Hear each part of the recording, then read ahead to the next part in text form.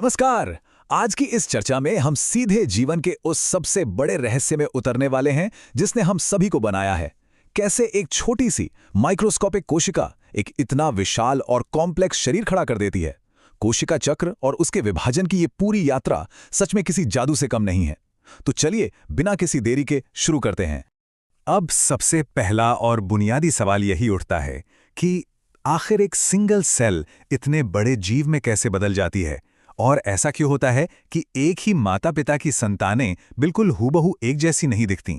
इसका सीधा सा जवाब हमारी कोशिकाओं के अंदर चल रहे दो अलग अलग मैकेनिज्म में छिपा है। एक तरफ शरीर की ग्रोथ करनी होती है, वो भी जेनेटिक जानकारी खोए बिना, और दूसरी तरफ बिना क्रोमोसोम को लगातार दुगना किए अगली पीढ़ी को भी तो जन्म देना है। इस पूरी प्रक्रिया को आज हम कुछ इस तरह समझेंगे। सबसे पहले सेल साइकिल का एक बेसिक इंट्रोडक्शन, फिर इंटरफेज यानी तैयारी का दौर, उसके बाद माइटोसिस जिससे बिल्कुल सेम कॉपी बनती है, फिर साइटोकाइनेसिस, इसके बाद हम देखेंगे मियोसिस जो असल में वो डाइवर्सिटी लाता है जिसके बारे में हमने अभी बात की, और आखिर में माइटोसिस और मियोसिस का एक क्विक कंपैरिजन। तो चलिए सबसे पहले बात करते हैं कोशिका चक्र यानी सेल साइकिल के इंट्रोडक्शन की। देखिए, ये कोई रैंडम प्रोसेस नहीं है। ये घटनाओं का एक बहुत ही सेट और सिस्टमैटिक सीक्वेंस है। अगर इसे ब्रॉडली देखा जाए तो ये साइकिल दो मेन फेजेस में बटी होती है। पहला है इंटरफेस जो कि ग्रोथ और तैयारी का टाइम है, और दूसरा है एम फेज जहां असल में जाकर सेल डिवाइड होती है। ये पूरा साइकिल इस बात को पक्का करता है कि डीएनए के रेप्लिकेशन और सेल की ग्रोथ के बीच एक परफेक्ट बैलेंस बना रहे। अब आते हैं इंटरफेज पर, जो कि सेल के विभाजन की तैयारी का मेन फेज है। शायद ये जानकर हैरानी होगी कि एक लंबे समय तक इस इंटरफेस को सिर्फ एक रेस्टिंग फेज या आराम का समय मान लिया गया था, लेकिन असलियत में ऐसा बिल्कुल नहीं है।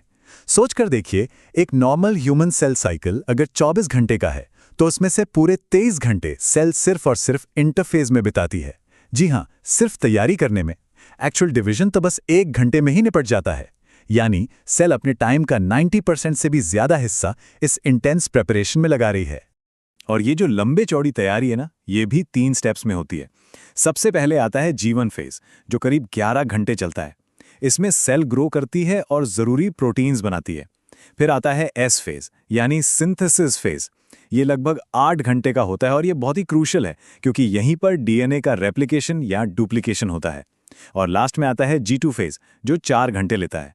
इसमें ट्यूबुलिन प्रोटीन और स्पिंडल फाइबर जैसे जरूरी कंपोनेंट्स बनते हैं जो आगे चलकर डिवीजन में काम आएंगे। तो जब तक सेल इस G2 फेज के एंड तक पहुंचती है, तब तक क्रोमैटिन और सेंट्रोसोम पहले ही डुप्लीकेट हो चुके होते हैं। इसे बिल्कुल ऐसे समझा जा सकता है जैसे किसी फैक्ट्री में सारा रॉ मटेरियल और ब्लूप्रिंट इकट्ठा हो गया है और अब हर एक चीज असेंबली लाइन पर जाने के लिए 100% तैयार है।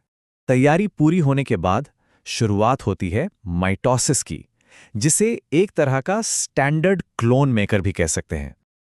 ये माइटोसिस सच में किसी परफेक्ट डांस कोरियोग्राफी जैसा लगता है जो 4 स्टेप्स में होता है। प्रोफेज में क्रोमैटिन कंडेंस होकर क्रोमोसोम बन जाते हैं। फिर मेटाफेज में ये सारे क्रोमोसोम सेल के बिल्कुल सेंटर में यानी इक्वेटर पर एक लाइन में आकर सज जाते हैं। एनाफेज आते आते ये क्रोमोसोम बीच से टूटते हैं और ऑपोजिट पोल्स की तरफ खिंचने लगते हैं। और फाइनली टीलोफेज में दोनों किनारों पर पहुंचे इन क्रोमोसोम्स के चारों तरफ वापस से नई न्यूक्लियर मेम्ब्रेन बनने लगती है। तो कुल मिलाकर इस माइटोसिस का रिजल्ट क्या निकला? रिजल्ट यह है कि 2 एकदम आइडेंटिकल डॉटर सेल्स मिल जाती हैं। मतलब अगर एक मदर सेल में 46 क्रोमोसोम है तो जो 2 नई सेल्स बनेंगी उनमें भी एग्जैक्टली 46 क्रोमोसोम ही होंगे। शरीर की ग्रोथ, चोट लगने पर हीलिंग और जो नॉर्मल टिश्यू मेंटेनेंस होता है ना, वो सब इसी माइटोसिस की वजह से ही मुमकिन है।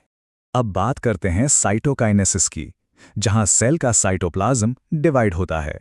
न्यूक्लियस का तो बंटवारा हो गया, लेकिन अब उस फिजिकल बॉडी को यानी साइटोप्लाज्म को भी तो बांटना है। एनिमल सेल्स में कोई हार्ड बाउंड्री तो होती नहीं, तो उनके बीच में एक खांच सी बन जाती है जिसे क्लीवेज फरो कहते हैं।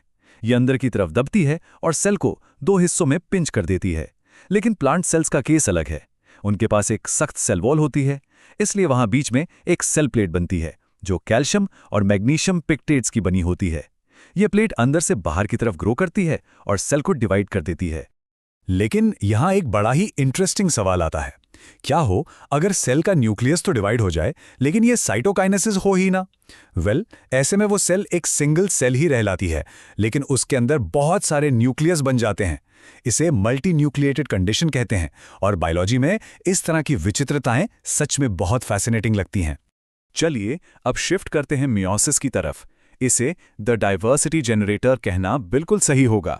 मियोसिस की जरूरत सेक्सुअल रिप्रोडक्शन के लिए पड़ती है, क्योंकि यहाँ क्रोमोसोम्स को हाफ करना होता है। इसके पहले स्टेप यानी मियोसिस 1 के प्रोफेज 1 में एक बहुत ही कमाल की घटना होती है, जिसे क्रॉसिंग ओवर कहते हैं। इसमें होमोलॉगस क्रोमोसोम्स आपस में मिलते हैं और अपना जेनेटिक मटेरियल एक्सचेंज करते हैं। और मजेदार बात तो यह है कि यही वो मेन रीजन है जिसकी वजह से भाई बहन एक दूसरे से अलग दिखते हैं। इसके बाद मेटाफेज, एनाफेज और टीलोफेज 1 से गुजरते हुए ये क्रोमोसोम अलग अलग पोल्स पर चले जाते हैं और इनकी गिनती आधी रह जाती है। मियोसिस 1 के ठीक बाद शुरू होता है मियोसिस 2, जो काफी हद तक नॉर्मल माइटोसिस जैसा ही बिहेव करता है। इसमें सिस्टर क्रोमैटिड्स एक दूसरे से अलग होते हैं, और इस पूरी लंबी चौड़ी प्रोसेस का फाइनल रिजल्ट क्या होता है? अंत में 4 बिल्कुल नई जेनेटिकली यूनिक और हैप्लॉइड सेल्स मिलती हैं, जो आगे जाकर गैमीट्स यानी प्रजनन कोशिकाएं बनाती हैं। अब आखिर में बात करते हैं माइटोसिस और मियोसिस के कंपैरिजन की।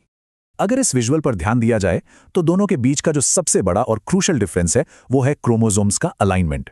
मियोसिस में क्रोमोसोम के जोड़े एक साथ सेंटर में आते हैं ताकि उनका नंबर हाफ किया जा सके, जबकि माइटोसिस में हर एक क्रोमोसोम अकेला ही सेंटर लाइन पर आता है और बीच से टूटकर डुप्लीकेट हो जाता है। ये सिर्फ कोई छोटा मोटा टेक्निकल डिफरेंस नहीं है, बल्कि यही वो चीज है जो ये तय करती है कि सेल ग्रो करेगी या फिर एक पूरी नई जनरेशन को जन्म देगी।